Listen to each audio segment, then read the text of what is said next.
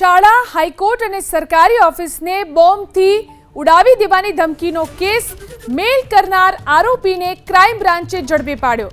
ઝડપાયેલા શખ્સની crime બ્રાન્ચે પૂછપરછ શરૂ કરી છે। તો જે રીતે શાળા, હાઈકોર્ટ અને સરકારી ઓફિસને બોમ્બથી ઉડાવવાની ધમકી વારંવાર મળી રહી છે, તેને લઈને એક આરોપી ઝડપાયો છે।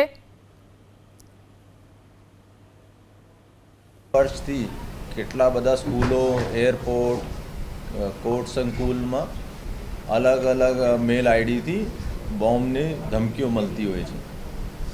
એમાં હું બતાવવા માંગુ છું, બે ટાઈપનો મેલની અંદર લખાણ હોય છે। એક હોય છે જેમાં તમિલનાડુ, ચેન્નઈ બાબતમાં લખતા હોય છે કે ભાઈ એના જોડે મારઝૂડ થઈ અને આ ડીએમકે અને આના બીજાનું એમાં આરોપી નથી બનાવ્યો, એના કારણે અમે ધમકી આપીએ છીએ અને આપ લોકો બધા જિમ્મેવાર થશો।